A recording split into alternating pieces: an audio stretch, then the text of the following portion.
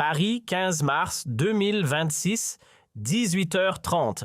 À Matignon, derrière la porte fermée de son bureau, Sébastien Lecornu posait sa signature au bas d'un document susceptible d'ébranler toute la scène politique française, sa lettre de départ de la tête du gouvernement. En moins d'une heure, la nouvelle se propageait dans le pays comme une secousse tellurique. À Hénin-Beaumont, dans le quartier général du Rassemblement national Marine Le Pen, esquissait déjà ce sourire satisfait de ceux qui croient voir l'histoire basculer en leur faveur. Ce qu'elle ne savait pas encore, c'est que 24 heures plus tard, exactement cette expression de triomphe se changerait en stupeur totale. « Enfin !» lâcha-t-elle lorsque l'information apparut sur son téléphone, alors qu'elle se trouvait en réunion avec Jordan Bardella et les principaux cadres du RN. Au moment où l'alerte de BFM TV retentit dans la pièce annonçant que Sébastien Lecornu remettait sa démission à Emmanuel Macron, la dirigeante de l'extrême droite française ne prit même plus la peine de dissimuler sa joie. « C'est le commencement de la chute de Macron », lança-t-elle aussitôt à ses collaborateurs. Lecornu était encore le dernier pilier de ce quinquennat à bout de souffle. Maintenant qu'il disparaît de Matignon, l'Élysée va glisser tout droit vers le chaos. Elle n'avait pas tort sur le diagnostic. Depuis sa nomination 18 mois plus tôt, Lecornu avait réussi l'impossible, stabiliser un pays en crise, restaurer l'autorité gouvernementale et maintenir Macron à flot malgré une popularité en berne. Sa démission soudaine laissait un vide béant au sommet de l'État. Les raisons officielles de cette démission étaient floues. Le communiqué de Matignon évoquait des divergences profondes sur la politique économique et des désaccords irréconciliables sur l'orientation européenne de la France. Mais dans les couloirs du pouvoir, tout le monde savait que la véritable cause était plus personnelle. Lecornu en avait assez de servir de fusible à un président qui accumulait les erreurs. La goutte d'eau qui avait fait déborder le vase était la dernière décision de Macron concernant les retraites. Contre l'avis de son Premier ministre, le président avait imposé une réforme brutale qui avait relancé les grèves et divisé le pays. Lecornu avait perdu la face et décidé qu'il était temps de partir. « Macron m'a poignardé dans le dos une fois de trop », confia-t-il à ses proches collaborateurs en vidant son bureau. « Je ne serai plus jamais son alibi démocratique. » Cette démission était un coup de tonnerre pour l'Élysée. Macron perdait non seulement son Premier ministre le plus efficace, mais aussi sa seule chance de terminer honorablement son mandat. Sans Lecornu, il se retrouvait seul face à une opposition déchaînée et à une opinion publique hostile. Dans son bureau de l'Élysée, Macron était effondré. « Comment a-t-il pu me faire ça ?» répétait-il à ses conseillers. « Nous étions une équipe, nous avions réussi ensemble à redresser le pays. » Mais Lecornu était parti en emportant avec lui la crédibilité gouvernementale et en laissant Macron dans une situation politique désespérée. C'est dans ce contexte que Marine Le Pen voyait s'ouvrir une autoroute vers l'Élysée. Elle convoqua immédiatement une conférence de presse pour 20 heures, histoire d'enfoncer le clou pendant que le fer était chaud. La démission de M. Lecornu confirme ce que nous disons depuis des années, déclara-t-elle face aux caméras rayonnantes. Emmanuel Macron est un président faible, incapable de gouverner, incapable de garder ses équipes. La France mérite mieux que cette instabilité permanente. Elle poursuivit son attaque avec la précision d'un chirurgien. Sébastien Lecornu était le seul à maintenir une façade de compétence dans ce gouvernement en déroute. Son départ révèle la vacuité totale de la politique macronienne. Il est temps que les Français reprennent leur destin en main. L'effet médiatique était immédiat. Tous les plateaux télé invitaient Marine Le Pen pour commenter cette crise majeure du quinquennat. Elle enchaînait les interviews, savourant chaque minute de cette victoire politique qu'elle attendait depuis des années. « C'est notre moment », disait-elle à Jordan Bardella entre deux plateaux. « Macron est fini et nous allons pouvoir proposer notre alternative à la France. » Les sondages du lendemain lui donnaient déjà raison. L'intention de vote pour le Rassemblement national bondissait de 3 points, tandis que celle d'Emmanuel Macron s'effondrait. La démission de Lecornu apparaissait comme le signal d'un naufrage présidentiel.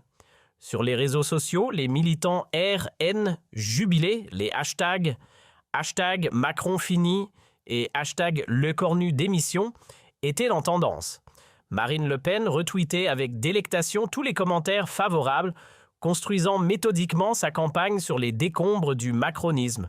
Enfin, les Français vont pouvoir choisir entre le chaos macroniste et l'ordre républicain que nous représentons, tweetait-elle, obtenant des milliers de retweets en quelques minutes. Pendant ce temps, dans les couloirs de l'Assemblée nationale, l'opposition de gauche ne savait pas trop comment réagir. Jean-Luc Mélenchon se réjouissait aussi de la chute de Lecornu, mais il voyait d'un mauvais œil la récupération politique de Marine Le Pen. « Attention », prévenait-il ses députés, « la démission de Lecornu, c'est aussi une opportunité pour l'extrême droite. Il ne faut pas laisser Le Pen monopoliser cette crise. » Mais force était de constater que Marine Le Pen avait pris une longueur d'avance dans la récupération politique de cet événement. Elle était partout donné le ton, imposait sa lecture des événements. Pour la première fois depuis longtemps, elle apparaissait comme la vraie alternative à Macron. À l'Élysée, c'était la panique totale. Les conseillers de Macron se succédaient dans le bureau présidentiel pour tenter de limiter les dégâts. Mais sans Premier ministre, le pouvoir exécutif était paralysé. Il faut nommer quelqu'un immédiatement. Pressa Alexis Cole. Chaque heure qui passe renforce Le Pen. Mais qui ? Répondait Macron désemparé. Lecornu est irremplaçable. Personne n'a sa stature, son expérience, sa crédibilité. C'était effectivement le problème. Lecornu avait passé 18 mois à se construire une image d'homme d'État respectable au-dessus des partis. Sa démission laissait un vide que personne ne semblait pouvoir combler immédiatement. Les noms circulaient, Bruno Le Maire, Gérald Darmanin, Elisabeth Borne, mais aucun ne faisait l'unanimité, aucun n'avait l'autorité nécessaire pour succéder à Lecornu. Macron était face à un casse-tête impossible. Le soir de la démission, Marine Le Pen s'endormit avec le sentiment d'avoir remporté une victoire décisive. Pour la première fois depuis 2017, elle se voyait réellement gagner la prochaine présidentielle. Lecornu avait été son principal obstacle, l'homme qui empêchait l'effondrement total du macronisme. Avec son départ, la voie était libre. « Demain, nous allons annoncer notre programme de gouvernement », dit-elle à son entourage. « Il faut montrer que nous sommes prêts à diriger la France. » Mais ce qu'elle ignorait, c'est que, dans le même temps, Lecornu menait des discussions secrètes avec plusieurs personnalités politiques. Sa démission n'était peut-être pas aussi définitive qu'il y paraissait. Le lendemain matin, 16 mars, Marine Le Pen se réveillait confiante. Elle avait prévu une journée chargée petit déjeuner avec la presse réunion, avec les députés RN, puis grand meeting à Marseille pour lancer la reconquête de la France. Vers 10 heures, elle donnait une interview à RTL où elle enfonçait le clou. La démission de Lecornu prouve que même les hommes les plus compétents ne peuvent rien faire avec Macron.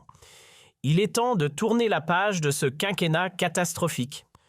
L'animateur lui demandait si elle était prête à gouverner. « Bien sûr », répondait-elle avec assurance. « Nous avons les équipes, nous avons le programme, nous avons la légitimité. Les Français n'attendent que nous. » C'est à ce moment-là que son téléphone vibra. Un message de Jordan Bardella allume BFM urgent. Marine Le Pen demanda à son attaché de presse d'allumer la télévision dans le studio RTL. Ce qu'elle vit la figea d'horreur. Un bandeau d'informations en continu annonçait Sébastien Lecornu de retour à Matignon. Le Premier ministre retire sa démission. « C'est impossible », balbutia-t-elle, perdant momentanément sa contenance à l'antenne. L'animateur, lui aussi surpris, tentait de comprendre. « Madame Le Pen, que pensez-vous de cette information ?» Lecornu était de retour plus fort que jamais, ayant démontré à tous qu'il était irremplaçable. Ce qui s'était passé dans ces 24 heures cruciales était digne d'un thriller politique. Dès l'annonce de sa démission, Lecornu avait reçu des centaines d'appels de Macron, mais aussi de tous les secteurs de la société française, patrons syndicalistes, intellectuels, artistes sportifs. « Ne partez pas !» suppliait le leader de la CFDT. « Vous êtes le seul à maintenir le dialogue social. La France a besoin de vous », insistait le patron du MEDEF. Même des personnalités de l'opposition modérée plaidaient « Votre départ profiterait aux extrêmes », lui disait François Bayrou. Mais ce qui avait vraiment fait basculer Lecornu, c'était l'appel de sa propre fille, étudiante en sciences politiques. « Papa, tu ne peux pas laisser Marine Le Pen gagner à cause de ton orgueil. » Cette phrase l'avait touché. Lecornu réalisait que sa démission motivée par des raisons personnelles légitimes pouvait avoir des conséquences dramatiques pour la démocratie française. Dans le même temps, les 24 heures sans Premier ministre avaient révélé l'ampleur du chaos qui menaçait les marchés financiers, s'était effondré, l'euro avait chuté et surtout Marine Le Pen avait montré qu'elle était prête à surfer sur la crise pour accéder au pouvoir. « Je ne peux pas être responsable de ça », s'était dit Lecornu en voyant les images de Marine Le Pen triomphante sur tous les plateaux télé. Parallèlement, Macron avait passé la nuit à tenter de le convaincre, non pas en tant que président autoritaire, mais en homme brisé reconnaissant ses erreurs. « Sébastien, j'ai été stupide sur les retraites », lui avait avoué Macron lors d'un appel à 3 heures du matin. « Vous aviez raison, j'aurais dû vous écouter. Donnez-moi une dernière chance de réparer mes erreurs. » Cette humilité présidentielle inédite dans les rapports entre les deux hommes avait ébranlé Lecornu. Pour la première fois, Macron reconnaissait ses torts et acceptait de lui donner une vraie autorité gouvernementale. « Si je reviens », avait négocié Lecornu, « c'est moi qui décide de la politique économique et sociale. Vous vous contentez du régalien et de l'international. » Accordé avait immédiatement accepté Macron prêt à tout pour sauver son quinquennat. C'est ainsi qu'à 18h30, exactement 24 heures après sa démission, Lecornu signait sa lettre de retrait de démission et reprenait ses fonctions à Matignon. L'effet sur Marine Le Pen fut dévastateur. Non seulement elle perdait l'opportunité de sa vie, mais en plus elle apparaissait comme celle qui s'était réjouie trop vite d'un chaos qui n'avait finalement pas eu lieu. C'était un coup monté, rageait-elle en privé. Lecornu et Macron ont orchestré cette mascarade pour nous ridiculiser. Mais personne ne croyait à cette théorie du complot. La détresse de Macron pendant ces 24 heures avait été trop visible, trop authentique, et le retour de Lecornu s'expliquait simplement par le sens des responsabilités d'un homme d'État face à la menace extrémiste. Sur les plateaux télé du soir, Marine Le Pen tentait de limiter les dégâts. Le retour de Lecornu ne change rien au fond du problème. Macron reste un président faible et incapable. Mais son argumentaire sonnait creux. En 24 heures, elle était passée du statut de future présidente à celui de politicienne ayant vendu la peau de l'ours avant de l'avoir tué. Les sondages du lendemain confirmaient son naufrage, le Rassemblement national perdait 4 points, effaçant tous les gains de la veille et même davantage. Les Français avaient vu Marine Le Pen se réjouir de la crise et cela ne leur avait pas plu. Elle a montré son vrai visage, commentait un sondeur, celui d'une politicienne prête à profiter du malheur du pays pour accéder au pouvoir. Le retour de Lecornu était perçu, lui, comme un geste de patriotisme et de maturité politique. Sa cote de popularité explosait 70%, d'opinion favorable du jamais vu pour un Premier ministre. Aïe, Lecornu incarne la responsabilité face au populisme, analysait un éditorialiste du Monde. Son retour sauve la démocratie française. Dans les jours qui suivirent, Marine Le Pen tentait de se rattraper en attaquant sur d'autres sujets, mais le mal était fait. Son moment de triomphe prématuré était devenu un moment d'humiliation politique. Elle a cru que c'était gagné, se moquaient même ses propres alliés européens. Matteo Salvini lui faisait remarquer en privé « Marine, il ne faut jamais crier victoire avant la fin du match ». 3 semaines plus tard, lors d'un sondage présidentiel, Marine Le Pen stagnait tandis que Lecornu apparaissait désormais comme un candidat crédible pour 2027. Ces 24 heures de démission avaient paradoxalement renforcé sa stature d'homme d'État indispensable. « J'ai appris une leçon », confiait Lecornu à ses proches. « Parfois, il faut partir pour mieux revenir et surtout, il ne faut jamais sous-estimer l'instinct de survie démocratique des Français. » Marine Le Pen, elle avait appris une leçon plus amère en politique, rien n'est jamais gagné tant que ce n'est pas officiel et surtout se réjouir du malheur des autres peut se retourner contre soi. Les 24 heures les plus courtes de l'histoire politique française avaient redistribué toutes les cartes. Lecornu était devenu plus indispensable que jamais, Macron avait appris l'humilité et Marine Le Pen avait découvert que l'arrogance politique se payait parfois très cher. Cette séquence resterait dans les annales comme l'exemple parfait de ce qu'il ne faut jamais faire en politique, compter ses victoires avant qu'elles soient acquises. Marine Le Pen l'avait appris à ses dépens face à un Lecornu qui maîtrisait décidément l'art du timing politique mieux que quiconque. Mais l'histoire ne s'arrêtait pas là. Les conséquences de ces 24 heures dramatiques allait en se faire sentir pendant des mois dans la politique française. Marine Le Pen, humiliée par ce retournement spectaculaire, décida de prendre sa revanche par tous les moyens. Dès le lendemain du retour de Lecornu, elle convoqua une réunion d'urgence au siège du Rassemblement national. « Nous ne pouvons pas laisser passer ça », martelait-elle devant ses lieutenants. « Lecornu nous a ridiculisés, mais nous allons montrer que son retour ne changera rien au problème. » Jordan Bardella, encore sous le choc de ce retournement, tentait de relativiser. « Marine, peut-être que nous avons été trop vite en besogne.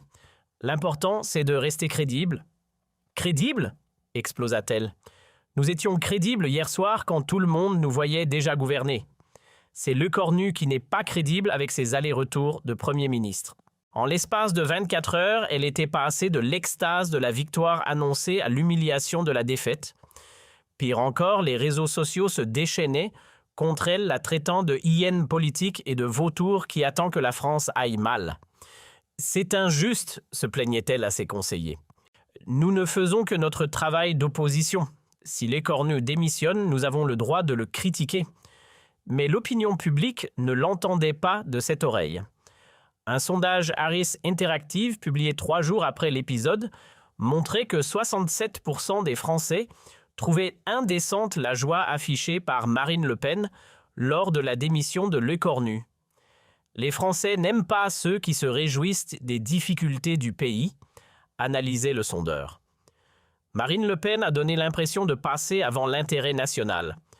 Cette image négative collait désormais à la peau de la leader du RN. Ses conseillers en communication tentaient de limiter les dégâts en organisant des déplacements positifs, visites d'hôpitaux, rencontres avec des agriculteurs, participation à des événements caritatifs, mais rien n'y faisait. Elle a perdu sa crédibilité d'alternative sérieuse, constatait amèrement un cadre du RN. Les gens se souviennent de son sourire quand Lecornu est parti. Pendant ce temps, Lecornu consolidait sa position. Son retour à Matignon était perçu comme un acte de patriotisme qui lui valait un respect transpartisan. Même certains opposants de gauche reconnaissaient ses qualités. Lecornu a montré qu'il était un homme d'État, déclarait François Ruffin, pourtant critique habituel du gouvernement. Il a su dépasser ses considérations personnelles pour servir l'intérêt général. Cette reconnaissance de la gauche achevait de déstabiliser Marine Le Pen. Comment attaquer un Premier ministre que même l'extrême gauche respectait? Ces arguments traditionnels perdaient de leur force face à un adversaire auréolé de cette nouvelle légitimité. C'est un coup de génie politique, admettait en privé un stratège du RN. En démissionnant puis en revenant, Lecornu s'est transformé en héros national. Nous ne pouvons plus l'attaquer frontalement. L'entourage de Marine Le Pen cherchait désespérément une parade. Certains suggéraient d'attaquer Macron plutôt que Lecornu. D'autres proposaient de changer complètement de stratégie en se concentrant sur les sujets régaliens. « Il faut qu'on trouve un angle d'attaque », insistait Louis Alliot, maire de Perpignan et compagnon de Marine. « Sinon, nous allons être marginalisés. » Mais Marine Le Pen restait obsédée par Lecornu. « C'est lui l'obstacle principal », répétait-elle. « Tant qu'il sera là, nous ne pourrons pas percer. » Cette fixation sur le Premier ministre commençait à inquiéter ses propres troupes. Marine devient paranoïaque, confiait un député RN à un journaliste.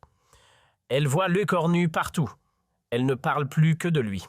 De fait, Marine Le Pen multipliait les attaques personnelles contre le Premier ministre, tentant de trouver la faille qui lui permettrait de reprendre l'initiative.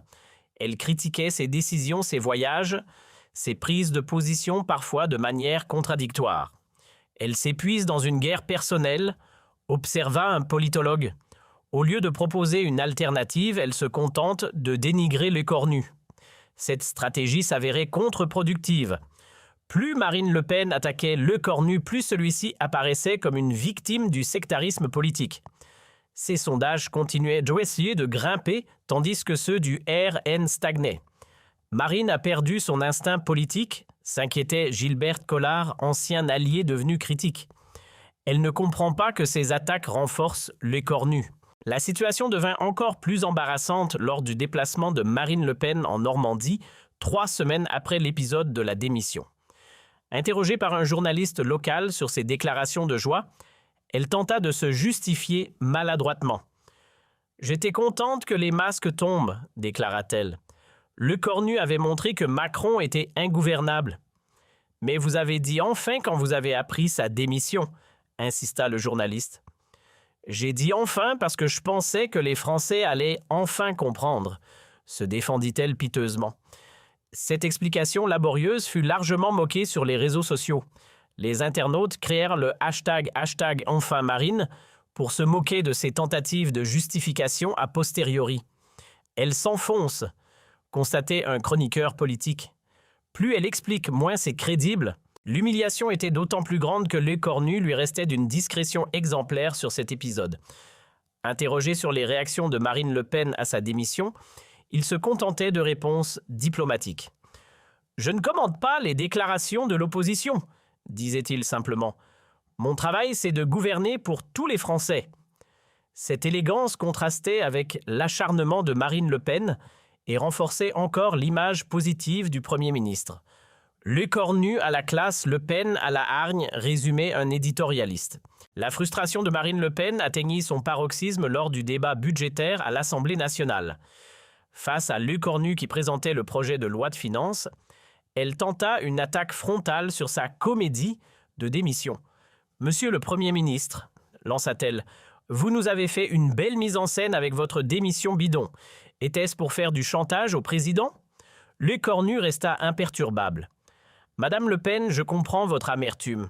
Vous pensiez pouvoir profiter d'une crise et vous avez été déçue. Mais heureusement, la France a d'autres priorités que vos calculs politiques. » La réplique fit mouche. L'hémicycle éclata en applaudissements, y compris sur certains bancs de l'opposition modérée. Marine Le Pen, rouge de colère, ne sut que répondre. Elle s'est fait atomiser, commenta un député LR. Le Cornu l'a remise à sa place avec élégance. Cette séquence, diffusée en boucle sur les chaînes d'information, acheva de ternir l'image de Marine Le Pen. Elle apparaissait comme une politicienne aigrie, incapable d'encaisser une défaite. Dans les sondages qui suivirent, l'écart se creusait encore.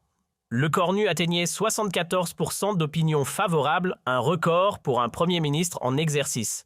Marine Le Pen, elle tombait à 32%, son plus bas niveau depuis 2010.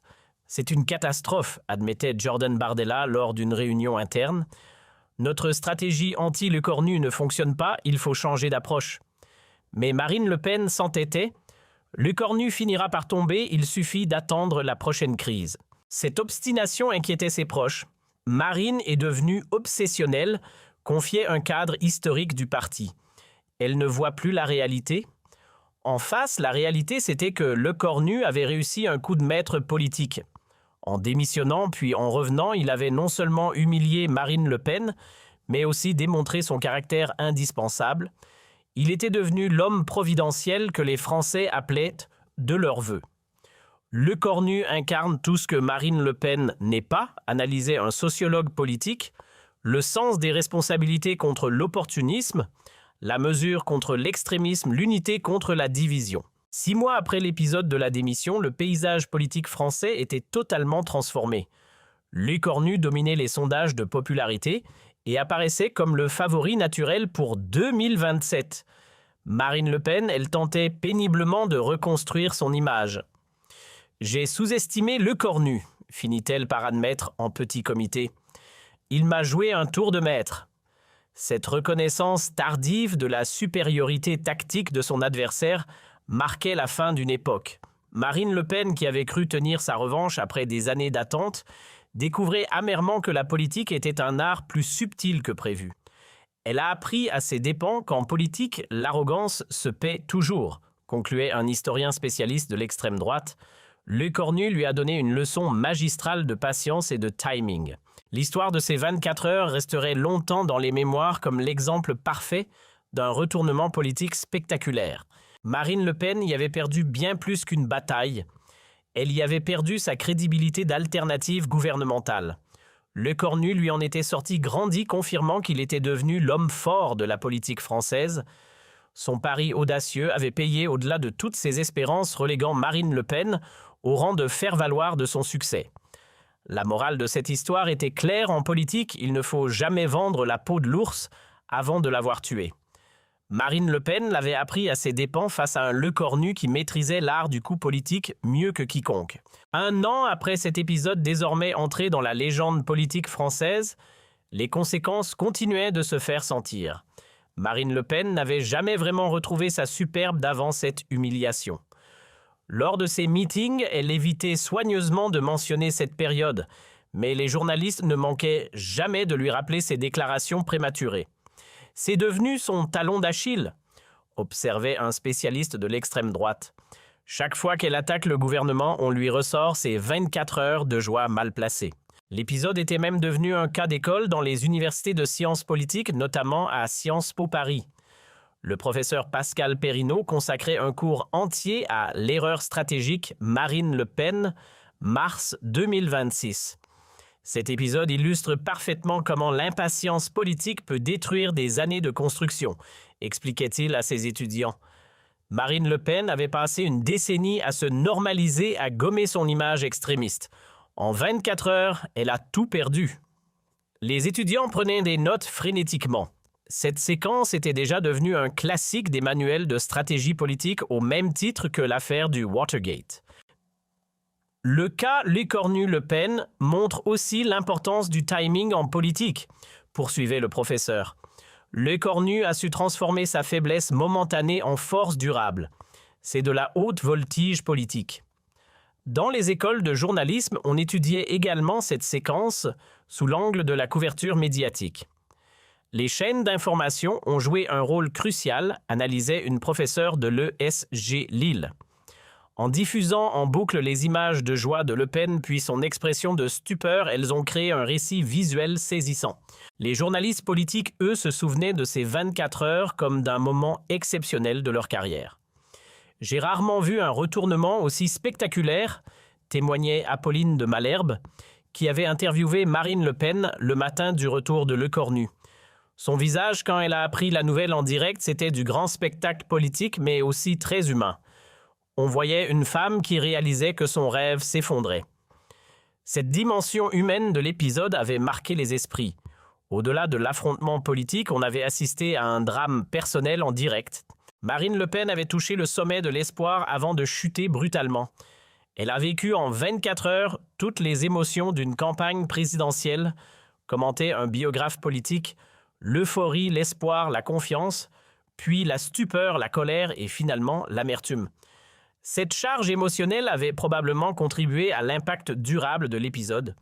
Les Français avaient vu Marine Le Pen dans tous ses états, révélant une personnalité plus complexe que son image publique habituelle. Paradoxalement, cet épisode l'a humanisée, notait une sociologue, mais pas dans le bon sens. Elle est apparue comme quelqu'un de calculateur prêt à se réjouir du malheur des autres. L'entourage de Marine Le Pen avait mis du temps à digérer cette séquence. Certains conseillers avaient même quitté son équipe, estimant que sa réaction avait été indigne d'une future présidente. Elle a montré qu'elle n'avait pas l'étoffe présidentielle, confiait un ancien cadre du RN. Un vrai chef d'État ne se réjouit pas des crises, il les résout. Cette critique interne avait fragilisé Marine Le Pen au sein de son propre parti. Jordan Bardella, son dauphin présumé, avait pris ses distances, se montrant plus mesuré dans ses déclarations publiques. Jordan a compris la leçon, observait un proche du parti. Il ne commet pas les mêmes erreurs que Marine. Il reste dans la retenue même quand l'actualité pourrait lui donner raison. Cette évolution générationnelle au sein du RN était l'une des conséquences indirectes de l'épisode Le Pen-Lecornu. La nouvelle garde apprenait de l'erreur de l'ancienne adoptant un style plus présidentiel. L'humiliation de Marine profite finalement au parti. Analysait un politologue spécialiste de l'extrême droite. Elle force le RN à mûrir, à adopter des codes plus institutionnels. Du côté de Lecornu, ce coup de maître politique avait consolidé sa position comme jamais. Un an après, il était devenu l'homme politique le plus respecté de France, toutes tendances confondues. Lecornu a gagné en stature, reconnaissait même Jean-Luc Mélenchon, pourtant opposant farouche au gouvernement. Il a montré qu'il savait prendre des décisions difficiles pour l'intérêt général. Cette reconnaissance de la gauche radicale était révélatrice.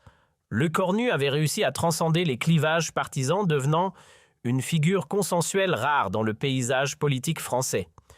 Il incarne une certaine idée de l'homme d'État, expliquait François Bayrou. Au-dessus des partis soucieux de l'intérêt national, c'est ce que cherchent les Français. Les sondages confirmaient cette popularité exceptionnelle. Lecornu dominait tous les tests électoraux pour 2027, devançant largement tous ses concurrents potentiels, y compris Marine Le Pen qui stagnait.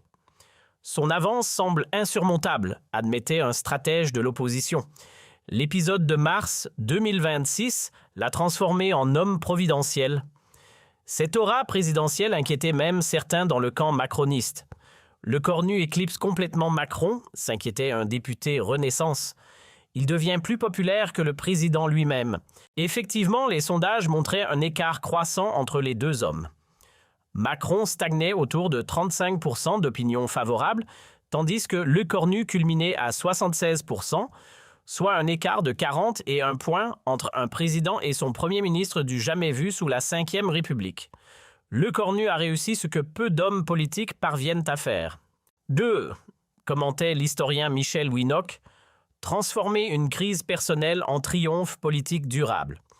Cette transformation était d'autant plus remarquable qu'elle s'était opérée en seulement 24 heures, un timing parfait qui avait révélé le génie politique de Lecornu. Il a compris intuitivement que sa démission ferait réagir, expliquait un de ses proches conseillers, mais il n'avait pas prévu l'ampleur de la mobilisation en sa faveur. Cette mobilisation spontanée de la société civile avait été décisive. Syndicalistes, patrons intellectuels, artistes, tous avaient appelé Lecornu à revenir. Une unanimité rare qui avait légitimé son retour. C'était un plébiscite en faveur de Lecornu, résumait un éditorialiste. La France entière lui demandait de rester. Comment refuser un tel appel ?